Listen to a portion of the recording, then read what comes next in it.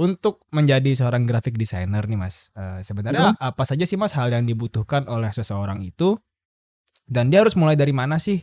Terutama buat orang yang belum punya basic sama sekali gitu, dia harus memulai dari mana gitu? Sebenarnya ada plus minusnya kan, kita kerja kantoran ada plus minusnya, kita freelance juga ada plus minusnya gitu. Kalau freelance kan plusnya atau positifnya adalah Apakah teknologi AI ini dapat dikatakan sebagai suatu ancaman terhadap para graphic designer atau justru merupakan sesuatu yang dapat mempermudah pekerjaan para graphic designer Mas? Saya ibaratnya mungkin, nah saya tuh mengetahui nih kalau Mas Dimas itu sendiri aktif ya sebagai kontributor visual asset ya ya di bener, Freepik dan sebagainya tuh. Nah, ya. boleh tuh diceritakan Mas buat kula-kula digital sekalian, mungkin.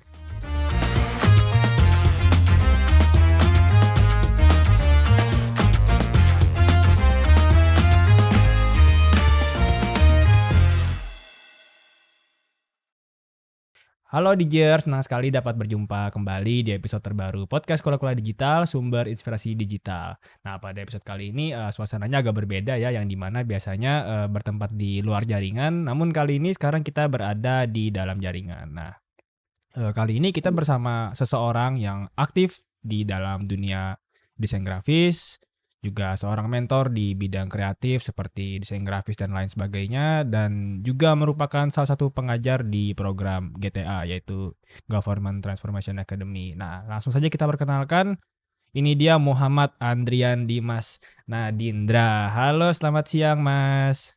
Halo, selamat siang Mas Faisal, ya bisa Iya, panggil Mas Faisal. betul betul. Nah, boleh dong Mas, perkenalkan diri, Mas ini siapa, terus, sekarang lagi sibuk ngapain aja sih gitu, atau mungkin latar belakang Masnya lah biar, teman-teman Kula-Kula Digital yang terutama di Banjarmasin ya bisa lebih mengenal, Mas gitu.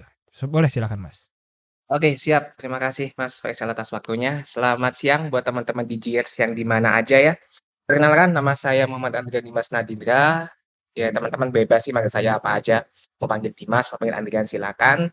Untuk saat ini keseharian saya sebagai desain grafis tentunya, yang di mana kebetulan saya juga punya, eee, agensi sendiri di bidang Oh. kreatif, namanya Home Studio. Jadi kita di sini mengerjakan berbagai macam kreatif agensi gitu ya, mulai dari desain grafis, video editing, motion graphic dan sebagainya, gitu. Tapi untuk sehariannya sih lebih ke desain grafisnya ini, mulai dari ya jualan desain, terus buka jasa, sampai itu tadi, kebetulan jadi instruktur juga di beberapa, eee, komunitas-komunitas yang ada di Jawa Timur juga saya juga juga mengajar desain grafis di sana, seperti itu sih. Itu sih untuk kesibukan saya sehari-hari untuk saat ini sih Mas, gitu. Keren keren keren. Tadi apa nama agensinya Mas? Home studio Mas. Home Studio ya, wis. Itu berisikan Studio. berapa orang tuh Mas kalau boleh tahu Mas? Kalau sekarang sih baru 4 orang, Mas, ya, baru 4 Mhm orang, mhm. 4 baru. orang. Kira-kira ada ini nggak, niatan mungkin ekspansi ke depannya gitu, mungkin menambah, karyawannya mungkin atau apa sekarang udah ada kantornya Mas kalau boleh tahu home studio ini? Kalau kalau sekarang alhamdulillah sudah ada ya kantornya walaupun masih ngontrak, Mas, ya, masih ngontrak di Jember sudah ada Oke, gitu. mhm. Walaupun masih 4 orang sih, Mas, kemungkinan sih insyaallah ke depannya kalau misalnya memang amin gitu ya, kalau misalnya Amin kliennya amin. minta lagi gitu ya, ya Amin. kemungkinan akan nambah tim lagi lah gitu lah. Kita nyebutnya tim, Mas, bukan karyawan. Wais, betul betul betul, Iya. amin. Sukses buat, home apa tadi, home studio ya? Iya, Oke, home studio. sukses terus home Amin amin amin. studio dan, tim ya. Oke oke oke. Siap. Nah, kalau Amin amin amin. boleh tahu nih Mas, dari, Mas Dimas pribadi gitu, sudah berapa lama sih Mas sebenarnya berkecimpung di dunia desain grafis dan dunia kreatif sebagainya lah? Jadi bisa sampai Oh, sekarang gitu, heeh. oke, sebenarnya kalau desain grafis itu kalau nggak salah Mas ya, itu tahun 2013 atau 2014. 2014 ya waktu itu deh kalau nggak salah, waktu itu pas kelas 1 SMA kalau nggak salah, Oke, gitu. mhm. Jadi 2014 sampai sekarang ya kurang lebih udah 10 tahunan lah Mas ya, 10 tahunan lebih ya, 10 tahunan lebih lah Mhm saya mhm. berkecimpung dalam dunia desain grafis gitu. Tapi untuk yang bener-bener untuk profesional, waktu itu kan cuman hanya untuk ya have fun aja gitu ya, have fun Mhm. aja, hobi aja gitu ya. Kalau untuk bener-bener terjun ke dunia profesional, itu baru tahun 2016, 2017-an Mas, gitu. Oke Itu oke. ya Berarti gitu. berawalnya tuh dari hobi ya Mas ya berarti ya? Iya bener, sebenarnya awalnya itu dulu 2014 ya 2013 antara 2013 atau 2014 lah saya lupa. Mhm. Jadi awalnya itu gini Mas, biasanya kan di kelas SMA di SMA itu kan biasanya ada nama kelas tuh. Contohnya waktu itu saya kelas 10 namanya Sepul IPA 1 gitu disingkat jadi sepatu gitu kan. Oh Biasanya kan iya ada iya, kayak gitu tahu tahu tahu. kan ya. Nah, waktu itu saya punya inisiatif pingin buat karya graffiti untuk kelas saya, tulisan sepatu gitu. Nah, Heeh. tapi kebetulan saya untuk ngegambar manual itu saya jelek banget Mas, serius. Jelek banget Mhm. kalau ngegambar manual. Jadi saya coba nih, kebetulan juga waktu itu saya juga suka komputer, suka suka oprek-oprek komputer lah. Akhirnya saya coba buka di Google, cara membuat graffiti menggunakan komputer. Muncullah Mas di page pertama itu membuat graffiti dengan menggunakan Adobe Photoshop. Nah, waktu Oke. itu saya coba download juga Photoshop-nya. Kalau nggak salah Photoshop paling lama Mas, kalau nggak CS3, CS4 waktu itu. Iya iya Yang iya paling iya. lama. Tahun segitu ya? Iya, tahun segitu Mas. CS3, CS4, antara itu saya lupa. Saya buat desainnya sampai berjam-jam waktu itu berjam-jam. Akhirnya selesai. Kok di situ kayak ada kok seru gitu ya dunia desain grafis kok kayak seru gitu rasanya. Nah, mulai dari itulah saya mulai untuk apa ya mengembangkan diri saya gitu. Yang awalnya coba-coba akhirnya jadi hobi gitu. Jadi hobi di dalam dunia desain grafis gitu. Itu sih Mas buat awalnya gitu kok sampai saat ini Mhm mhm. desain grafis menjadi apa menjadi salah satu ladang cuan juga buat saya gitu kalau saat ini gitu. Itu Keren sih Mas awal mula keren. saya kenal desain grafis gitu. Dari hobi sampai Mhm, jadi ibaratnya merupakan penghasilan lah ya. iya iya, Keren banyak penghasilan utama malah sekarang. wis keren keren keren keren keren keren. Oke, coba, mungkin, tentunya kita tahu nggak semua penonton, Kula-Kula Digital itu pasti bukan desain grafis ya. Mungkin boleh nih Mas ceritakan, keluh kesahnya sebagai seorang graphic designer tuh apa aja sih Mas? Jadi biar, teman-teman Oke yang di luar dunia desain juga tahu gitu. Kayak ngapain sih gitu, terus hambatannya segala macam gitu, apa sih gitu? oke siap. Ini kalau keluh kesah saya selama ini ya, dan ini juga mungkin keluh kesah graphic designer di luar sana gitu ya. Yang pertama itu Mas ya, yang pertama itu saya paling menahan emosi itu ketika klien, ini kita ngomong profesional ya, Mhm mhm. ketika klien itu mau membuat desain ke kita, tapi brief-nya itu nggak lengkap gitu. Malah yang paling parah itu kayak gini misalnya, ada misalnya nih satu klien pengen dibuatkan logo makanan nih, logo produknya Mhm. gitu. Si klien ngomong, "Mas, saya buatkan logo A, logo B, logo C," gitu ya misalnya. "Desainnya sesuai Mas deh, warnanya sesuai Mas, Mhm. terserah Mas desainnya gimana." Nah itu kan kita sebagai graphic designer bingung Mas ya, ini desainnya mau dibuat gimana, ini apa, warnanya mau pakai warna apa, Iya. style-nya mau dibuat gimana gitu ya. Dan yang lebih parah lagi Mas, ketika desainnya udah jadi, kita serahkan ke klien nih desainnya. Ketika kita udah serahkan ke klien, kliennya malah ngomong, "Mas desainnya kok gini Mas, desainnya kok nggak sesuai dengan selera kita, selera saya," gitu. Kan awalnya bilang si klien kalau desain sesuai kita, ketika kita udah kasih ke klien malah kliennya ngamuk-ngamuk gitu, marah-marah, kayak gitu. Jadi itu Mas yang pertama Mas keluh kesahnya gitu. Jadi Oke oke. brief-nya nggak kalau kalau, kalau ada pun oke gitu ya, ini nggak ada sama sekali gitu brief-nya Mas, sesuai kita gitu katanya. Itu yang pertama, keluh kesah pertama Mas itu aduh, saya rasa bukan desain grafis aja ya, mungkin di video editing juga, motion graphic atau teman-teman kreatif yang lainnya juga sama seperti itu. Itu yang pertama Mas. Yang kedua, yang saya pernah suatu kejadian dulu, masih awal-awal banget itu, Mhm mhm. ada orang minta jasa ke saya gitu Mas ya, minta jasa desain ke saya. Nah itu kan baru polos-polosnya tuh, baru pertama kali buka, jasa desain. Nah itu si kliennya minta, "Mas nanti, saya bayarnya setelah desainnya jadi," gitu. Setelah desain jadi dan diserahkan ke saya, nanti saya baru bayar, gitu. Nah oke, saya dengan polosnya mengiyakan Mas, karena waktu itu Iya. baru pertama kali gitu kan, baru pertama kali membuka profesional, jasa profesional gitu.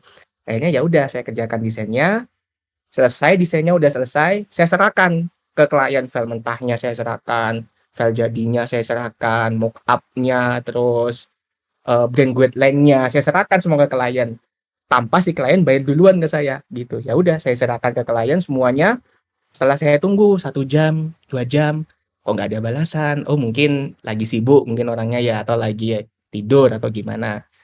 Terus 3 jam, 4 jam, 5 jam, seharian kok nggak dibales. 3 hari, 4 hari tiba-tiba chat saya di-blok, Mas. Itu posisi Chat desain saya udah selesai ya? iya udah selesai, Mas, udah selesai, udah saya kirim semua anunya, filenya, file mentah dan sebagainya udah saya Heeh share heeh heeh.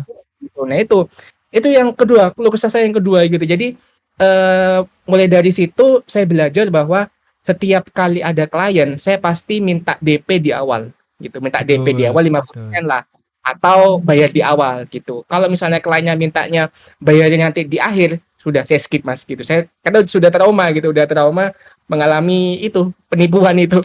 Ya walaupun waktu itu ya nggak mahal juga sih, 200-300 ribu ya lumayan kan, Mas, ya buat tambah-tambahan gitu ya. Iya, waktu waktu Bikin juga keseharian waktu juga gitu. kemakan kan ketika Iya, bener iya banget. inspirasi mikirin gimana Iya, waktu. heeh, iya itu. Gitu. Jadi mulai dari situ saya belajar buat untuk selalu memberi DP di awal atau mau full bayar di awal gitu. Ya minimal kalau walaupun walau alam ya, walaupun ditipu minimal ada effort lah DP 50% masuk ke kita, ada uang masuk ke kita Iya dulu gitu. betul, tanda jadi lah ya. Tanda jadi, bener banget gitu, Mas. Itu sih, Mas, kalau keluh kesah sebenarnya banyak banget keluh kesahnya, Mas, kalau disebutkan satu-satu mungkin nggak cukup ini, sampai Oke. sore sampai malam mungkin bisa ini, Mas. Oke oke oke. Biasanya, dari Mas Dimas sendiri berapa lama sih Mas bikin logo gitu, memakan waktunya berapa lama gitu? Saya pengen tahu deh. Oke, kalau saya, biasanya ya kalau logo itu mungkin tergantung tergantung kesulitannya juga ya, tergantung kesulitan sama siapa yang minta ke kita gitu. Maksudnya kliennya itu siapa gitu loh. Kalau misalnya hanya untuk desain-desain yang sederhana mungkin 1 mingguan udah selesai gitu, 7 hari lah. 7 hari atau 1 minggu itu udah cukup lah untuk membuat sebuah desain logo gitu. Yang di mana dalam 1 minggu itu biasanya yang paling lama yang saya lakukan ya itu adalah mencari referensi biasanya, Mas. Ya. Mencari sama mencari ide, brainstorming itu yang paling lama biasanya gitu, sama sketsa juga paling lama. Kalau untuk ngebuat digitalnya biasanya sehari 2 hari udah selesai sih biasanya gitu. Kalau udah ada referensi, idenya sudah ketemu semua, sketsanya udah ketemu, nah di bagian digitalnya ini mungkin udah gampang lah sehari 2 hari udah selesai gitu. Jadi biasanya sih, 7 harian lah kalau misalnya buat logo gitu. Mhm mhm. Karena ya itu tadi Mas ya mungkin ya, memulainya itu yang susah ya. Iya bener banget mulai Heeh. Mas, mencari Iya. ide referensinya itu yang sangat-sangat waduh memakan waktu banget, Mas. Iya, belum lagi ketemu sama yang ibaratnya tadi yang ya klien bingung lah ya, kayak dia tuh nggak tahu Mhm, pengennya apa, terus nyerahin ke Mas kayak, "Ya sudah terserah Mas nih," gitu. Taunya pas Mas ya. udah dikasih malah, "Loh kok gini?" Iya, kok gini desainnya nggak sesuai sama selera saya katanya. Se Bingung juga gitu graphic designer gitu. ujung-ujungnya semua jadi bingung, nggak dia doang yang bingung. Iya, Iya. kalau nggak bingung udah di surga aja nggak bingung. Oke oke oke. Nah, tadi Masnya juga sempat, nge-mention ya cari referensi juga, Ya, terus cari inspirasi juga. Nah, semua graphic designer itu pasti pernah menghadapi yang namanya creative block ya, yang di mana iya, mungkin betul. bahasanya, lagi mentok lah, lagi Mhm, mentok, betul. heeh. Nah, boleh dong Mas, dari Mas Dimas sendiri nih gitu, ada nggak sih tips atau trik gitu sebagai seorang graphic designer ketika sedang menghadapi creative block tuh biasanya Mas Dimas ngapain gitu? Oke, siap. Sebenarnya creative block ini bukan graphic designer aja ya, bahkan teman-teman kreatif lain kayak video editing, konten kreator saya rasa juga pernah mengalami namanya creative block ini Betul gitu. Jadi betul, kan mhm. creative block ini muncul ketika otak kita udah jenuh, Mas, ya, udah pusing banget mikirin ide, mikirin apa dan sebagainya gitu ya. Nah, kalau cara saya ini ala saya ya, kalau ala saya yaitu saya biasanya kalau udah muncul nih creative block, udah pusing kepala mau mikirin ide dan sebagainya, saya tutup laptop, saya tutup kerjaan, saya tutup laptop, saya keluar ruangan lah, keluar ruangan di rumah atau di mana pokok keluar 10 sampai 15 menit lah, 10 sampai 15 menit, ya menghirup udara di luar, Mhm terus mhm. lihat pemandangan kanan kiri gitu. Kalau udah mulai refresh otak, mulai enak, nah biasanya saya masuk lagi ke dalam gitu. Kalau misalnya masih pusing otak, nah biasanya saya, dengerin musik gitu, dengerin Oke. musik. Biasanya sih paling ampuh tuh main game Mas kalau saya. Main game 1 ya 10 sampai 15 menit. Nah tapi gamenya game yang santai, jangan game yang kompetitif kayak Mobile Legends gitu, tambah pusing kepala. Iya, Kalau malah nambah stres ya. iya, kalau misalnya kalah gitu lost streak, aduh tambah pusing gitu. Nah itu kalau kalau ala saya gitu loh. Ada Oke. lagi mungkin teman saya itu biasanya kalau sudah mengalami hal seperti itu, dia biasanya tidur gitu, tidur setengah jam, nah gitu. Jadi, saya rasa setiap orang memiliki caranya masing-masing sih untuk menghadapi yang namanya, creative block itu. Betul Itu sih Mas, betul dari betul. saya. Tiap orang beda-beda sih Mas. Contoh kalau Ya. kayak saya misalkan lagi kreatif block nih, lagi mentok lah gitu, saya bingung ini mau bikin apa sih. Saya biasanya ngelamun sih Mas, ngelamun atau tidur antara Oh. antara dua itu biasanya. Kalau nggak ngelamun tidur. Ya itu sih. Heeh.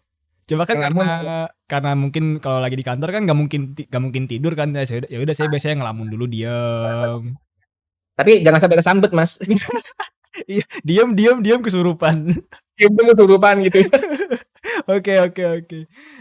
Oke, kita next ke pertanyaan selanjutnya. Oke. Untuk menjadi seorang graphic designer nih Mas, sebenarnya Mhm. apa saja sih Mas hal yang dibutuhkan oleh seseorang itu, dan dia harus mulai dari mana sih? Terutama buat orang yang belum punya basic sama sekali gitu, dia harus memulai dari mana gitu? Apakah ikut pelatihan dulu kah, atau mungkin dia harus beli buku dulu kah, atau gimana? Coba gimana jelasin Mas Oke, Dimas? siap. Sebenarnya, modal utama adalah niat sih sebenarnya Mas ya, niat. Kalau kita udah ada niat untuk belajar apapun lah, belajar apapun kalau kita udah ada niat, insya Allah ke depannya bakal lebih baik lagi gitu. Jadi niat sama konsisten sebenarnya sih, niat dan juga konsisten gitu. Kalau dulu ini ngomongin desain grafis ya, kalau dulu mungkin kita untuk kayak mau belajar desain itu mungkin dulu kita harus bayar ya Mas ya, harus bayar di apa, bayar bayar e-course atau bayar bayar privat, di mana juga harganya juga cukup mahal gitu ya. Iya, Nah heeh. sekarang kan banyak tuh pelatihan-pelatihan gratis, contohnya kayak dari Kominfo yang mengadakan Digitalent nih. Digitalent kan banyak tuh, macam-macamnya, ada VSGA, FGA, GTA dan Betul sebagainya. betul. Itu kan gratis juga dan juga, dapat materi desain-desain yang luar biasa juga gitu di dalamnya, gitu. Terus dulu kita juga kalau mau ngedesain mungkin alasan klasik ya kalau dulu itu, "Mas, saya nggak bisa ngedesain soalnya laptop saya nggak kuat Photoshop, laptop saya nggak kuat Adobe Illustrator, laptop saya nggak kuat Corel Draw." Itu kalau dulu. Kalau sekarang kan kita ngedesain di handphone pun udah bisa gitu ya. Sekarang ada yang namanya Canva, basic-nya cloud atau internet. Jadi kita hanya modal internet, kita hanya modal jaringan gitu ya, kita bisa ngedesain di mana aja sambil rebahan, sambil tiduran, mau ngedesain di laptop, mau ngedesain di handphone gitu kan bebas gitu, bisa Iya, gitu. benar benar. Jadi kita sekarang nggak ada alasan sih sebenarnya, nggak ada alasan untuk, "Mas, saya nggak bisa ngedesain soalnya biayanya mahal." Sekarang banyak banget pelatihan yang gratis, di Digitalent juga banyak itu kan, atau di luar Digitalent pun juga banyak yang ngadakan pelatihan-pelatihan gratis, di YouTube banyak banget. Terus misalnya, "Mas, saya nggak bisa Photoshop, nggak bisa aplikasi ini, nggak kuat saya laptopnya." Sekarang banyak banget aplikasi desain yang bisa kita lakukan di handphone atau yang online juga banyak banget gitu. Jadi sekarang tinggal tergantung ke diri kita sendiri, gimana niat kita yang awal sama yang kedua adalah konsisten, gitu. Karena juga kalau nggak konsisten juga susah Mas, gitu ya.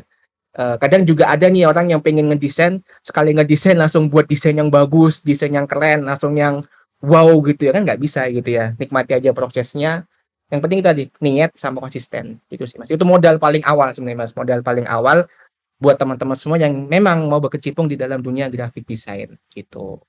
Oke, jawabannya sangat keren dari Mas Dimas. Mantap mantap mantap. Oke. Nah, untuk menjadi seorang graphic designer nih Mas, sebenarnya Mhm. seorang graphic designer itu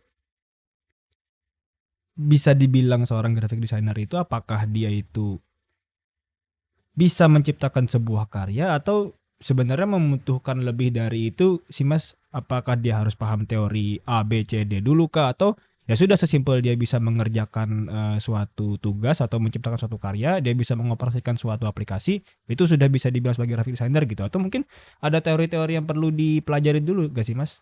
Coba gimana? Oke. Kalau dari saya pribadi memang teori desain itu juga perlu ya sebenarnya, kayak teori prinsip dasar desain, terus, elemen dasar desain, lalu juga, teori warna dan sebagainya mungkin itu perlu juga buat kita gitu ya. Cuman, kalau memang baru-baru pertama kali nih ya, baru pertama kali berkecimpung di dalam dunia graphic design, nggak usah pedulikan itu semua gitu. Yang penting kita udah bisa buat sebuah karya desain, membuat sebuah karya desain itu sudah bagus gitu, udah bisa dibilang menciptakan sebuah karya desain gitu ya. Ya walaupun menurut kita desain kita jelek gitu ya, karena saya pernah dengar dari satu, YouTuber, satu graphic designer, kalau Masnya tahu Rio Purba, Mas Rio Purba, itu Tahu kan tahu dia tahu. ngomong gini Mas ya, sebagus-bagusnya desain itu pasti ada yang nggak suka, dan sejelek-jeleknya desain itu pasti ada yang suka, gitu. Jadi, eee, udahlah teman-teman semua yang mau berkecimpung di dalam dunia graphic design, udahlah buat karya sebanyak mungkin, gitu ya. Kalau misalnya masih awal-awal, nggak usah peduliin masalah teori warna, teori, desain dan sebagainya, gitu ya. Lambat laun teman-teman semua kalau udah mulai konsisten dengan graphic design, baru boleh teman-teman semua belajar tentang teori warna, terus teori tipografi gimana, layouting yang bagus gimana, terus teori-teori desain grafis itu gimana, gitu. Jadi kalau misalnya masih awal-awal, ya udah buat desain aja, terserah teman-teman semua, share aja ke sosial media dan sebagainya, gitu. Saya dulu juga gitu sih, baru awal-awal ngedesain juga saya nggak paham masalah teori warna, nggak paham masalah tipografi, layouting saya juga nggak begitu paham dulu ya. Nah, lambat laun kan kita mulai belajar nih, mulai belajar gimana sih layouting yang bagus, gimana sih teori warna yang bagus, gimana sih tipografi yang bagus, gimana sih prinsip dasar sama elemen desain yang baik itu gimana, gitu sih. Jadi gitu kalau menurut saya masih seperti itu. Jadi awal-awal buat aja lah desain seindah teman-teman semua, gitu. Oke oke. Nah, eee, saya tuh sering dapat pertanyaan nih Mas dari teman-teman desain grafis lah gitu. Kadang mereka tuh sering bertabrakan gitu. Dalam pikiran mereka tuh sebenarnya mereka tuh ada yang pengen ngantor tapi jiwanya mungkin masih di freelance, ada juga yang dia tuh pengen kantoran tapi mungkin uangnya lebih menggiurkan di freelance. Nah, menurut Mas Dimas nih, yang lebih cocok tuh yang mana sih Mas untuk seorang graphic designer gitu? Kantoran atau freelance sih? Oke. Ini banyak juga sih Mas, banyak yang datang ke saya juga pertanyaan ini. Ini enakan freelance apa kerja gitu ya, apa kerja di kantoran Iya, gitu ya? heeh. Pertanyaan yang cukup untuk menentukan masa depan kita sebenarnya ini ya. Betul betul.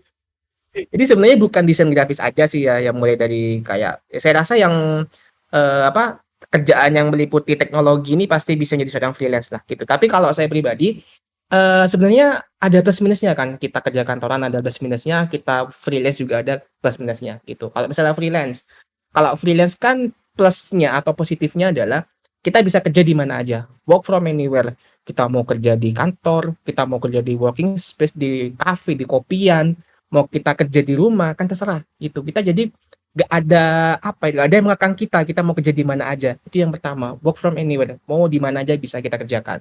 Lalu yang kedua adalah kita bisa kerja kapan aja gitu. Kalau di kantor kan misalnya kita, start jam 8 sampai jam 5 sore katakanlah gitu Mhm. ya.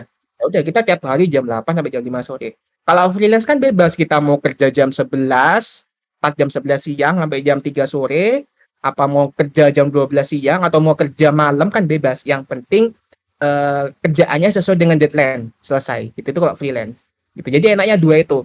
Jadi kalau freelance itu ibaratnya yang jadi bos adalah diri kita sendiri gitu kan. Kita sendiri yang mengendalikan diri kita sendiri gitu. Jadi kita bisa kerja di mana aja, terus kita bisa kerja kapan aja, kita mau kerja sambil tiduran, sambil rebahan, terserah gitu ya. Yang penting tugasnya selesai. Terus yang ketiga adalah kalau kerja kantoran kan biasanya nih Mas ya, biasanya itu ada kan di surat kerja itu, di surat apa, ya di surat awal itu, di surat perjanjian kontrak kerja kan biasanya ada, kita nggak boleh kerja di company lain gitu ya, kita nggak boleh nyambi di perusahaan lain gitu ya. Nah, kalau freelance itu nggak ada keterkaitan seperti itu. Betul Jadi betul. mau kerja dengan company A silakan, kita kerja dengan company B silakan, company C silakan, bebas, nggak terikat, gitu. Itu kalau freelance. Minusnya apa?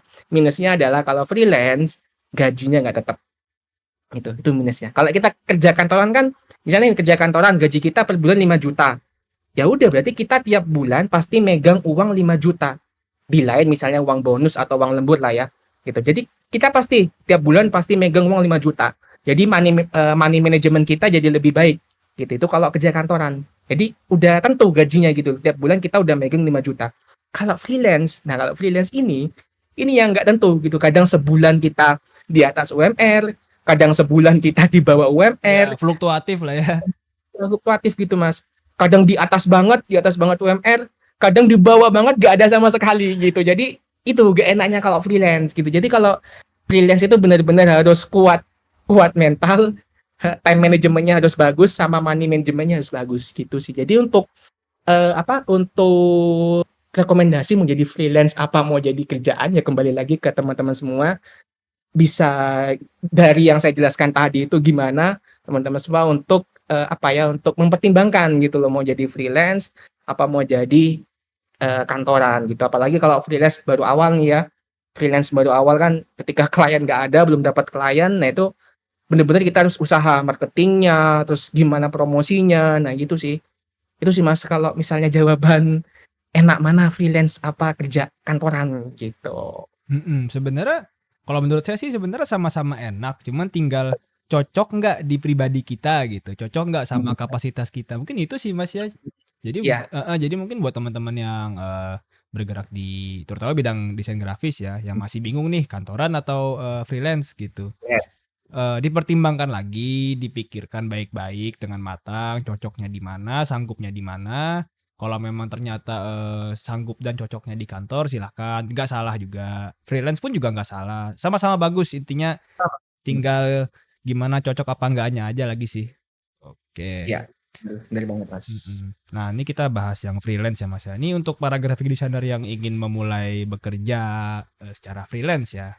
Gimana sih Mas caranya itu agar dia itu mampu menentukan tarif yang sesuai terhadap apa yang dikerjakannya gitu. Jadi, agar apa yang dikerjakannya itu harganya sesuai, dihargai dengan memang sepantasnya begitu. Nah itu gimana tuh Mas untuk, ibaratnya tuh menentukan harga yang tepat lah.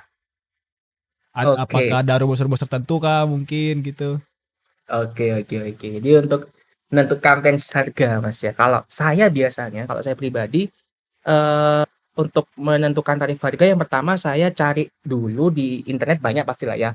Misalnya jasa logo nih, saya buka di internet jasa logo gitu. Nah, saya cari beberapa agensi-agensi yang ada, harganya berapa, harga pasarannya berapa, gitu. Mmm, Saya apa ya, bandingkan semuanya gitu. Nah, ketika udah ada perbandingannya, tentunya saya ngasih harganya pasti kalau nggak di atas pasar, ya sama, sesuai dengan rata-rata pasaran gitu. Di bawah pasar oke, tapi jangan terlalu bawah.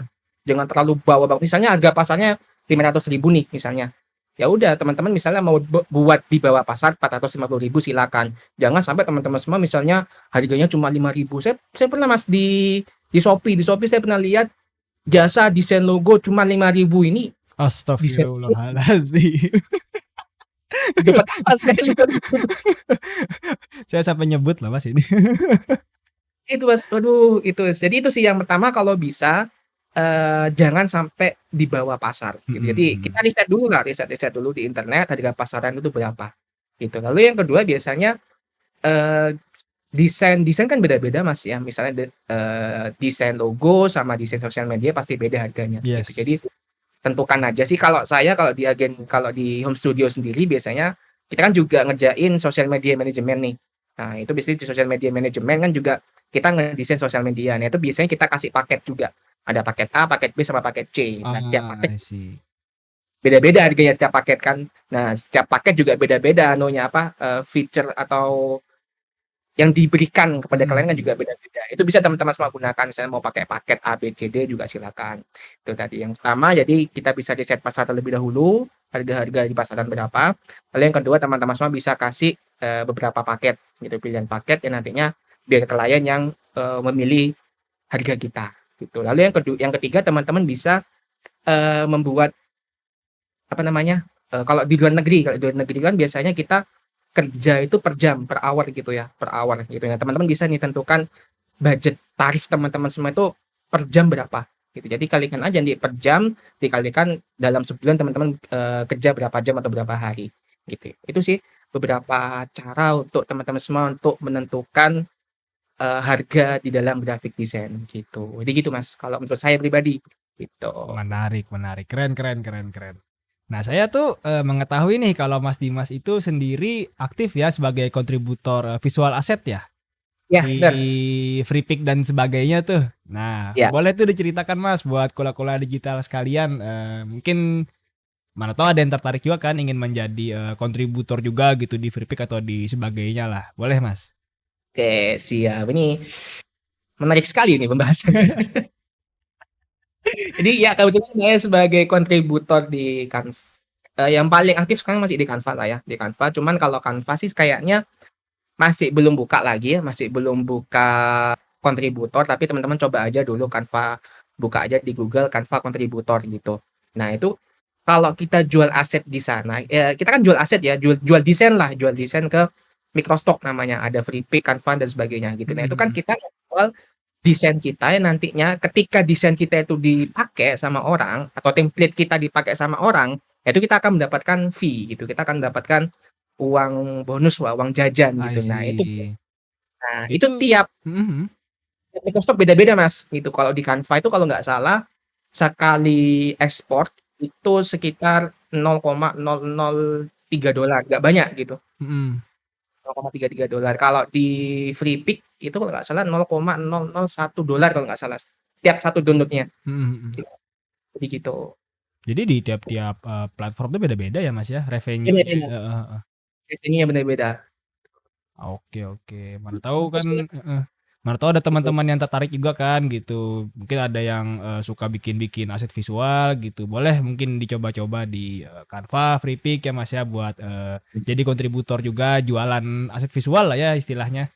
Dan enaknya gini Mas, kalau kayak Canva kan dia nggak anu ya, Canva ini kan Canva, Freepik, Adobe Stock sama Shutterstock kalau nggak salah itu bukan eksklusif ya. Dalam artian kalau bukan eksklusif ini, kita bisa ngejual aset desain kita di berbagai macam Microstock itu tadi. Misalnya kita ngejual di Canva desain kita. Nah, desain kita ini bisa kita jual lagi di Freepik atau kita jual lagi di Adobe Stock gitu. Jadi kita bisa Oke. punya banyak penghasilan gitu dalam satu desain gitu. Enaknya kayak gitu Mas, gitu. Berarti Sekalian si aset visualnya ini ketika diunggah ke platform A misalnya, tidak terikat di situ aja ya berarti ya? Tidak terikat ya? ya.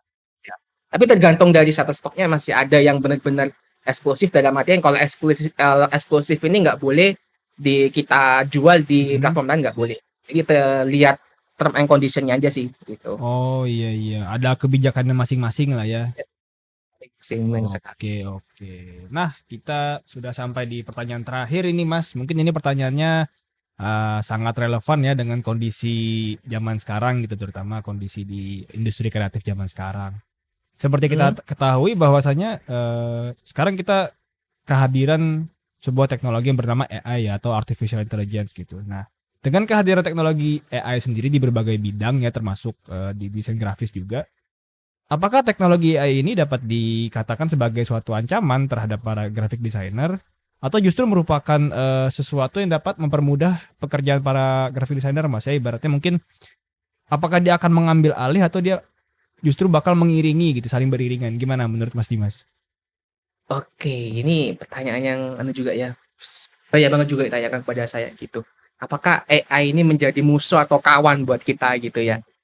Apalagi kita sebagai seorang graphic designer gitu ya. Kalau saya pribadi, saya jadikan AI ini sebagai kawan gitu Mas, sebagai teman saya. Dalam artian mempermudah pekerjaan saya gitu. Contohnya, saya kan buka jasa social media management. Yes. Di dalam social media management kan atau SMM ini, itu kan selain kita ngebuat desain sosial medianya, kita juga ngebuat konten ide kontennya.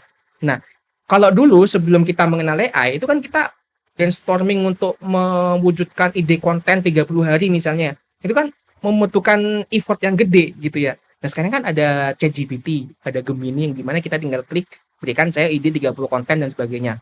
Akan langsung muncul 30 konten yang ada. Nah, itu kan menjadi apa ya, mempermudah kita untuk mencari referensi gitu ya. Kita tinggal anu aja, kita tinggal amati tiru modifikasi yang dari ChatGPT atau dari AI-nya itu. Gitu. Jadi kalau saya pribadi itu tadi saya jadikan kawan dalam artian untuk mempermudah pekerjaan saya gitu. Jadi kalau saya rasa ya sampai tahun-tahun ke depan bahkan mungkin AI akan terus berkembang sih Mas, akan terus berkembang. Jadi kalau kita nggak bisa berdamai dengan AI itu sendiri ya kita akan susah gitu. Dan saya rasa juga AI juga nggak akan memakan pekerjaan manusia sendiri karena yaitu tadi AI sendiri dibuat oleh manusia, kerjasama dibuatan oleh manusia itu sendiri, jadi nggak mungkin bisa melebihi manusia itu sendiri, gitu. Jadi kalau teman-teman semua lihat di apa, hasil-hasil gambar AI, itu pasti akan ada cacatnya di dalamnya kan ya. Kalau Betul teman-teman betul. lihat slide dan sebagainya, pasti akan ada cacatnya. Beda kalau kita ngegambar sendiri, ngedesain sendiri, gitu. Itu pasti beda teman-teman, gitu. Dan juga kembali lagi ke Microstock tadi ya, mumpung ingat saya. Jadi di Microstock itu teman-teman kayak di Freepik, terus Adobe Stock itu memperbolehkan kontributornya untuk menjual desain hasil AI. Jadi kan teman-teman enak tuh sekarang tinggal tulis prompt, tulis ketik-ketik di apa kodenya ya, apa yang dibuat di desainnya. Nah, itu langsung teman-teman semua bisa jual di free pick sama di Adobe Stock gitu kan. Itu kan enaknya seperti itu gitu. Jadi yang awalnya kita menganggap AI itu sebagai lawan atau musuh kita, ternyata bisa menghasilkan atau membantu kita untuk mendapatkan cuan gitu. Jadi kembali lagi ke kita gitu, kembali lagi ke kita mau kita anggap AI ini sebagai kawan atau mau kita anggap AI ini sebagai lawan gitu ya. Kalau saya dengar dari orang-orang gitu ya, AI ini ibaratnya seperti pisau gitu, Mas.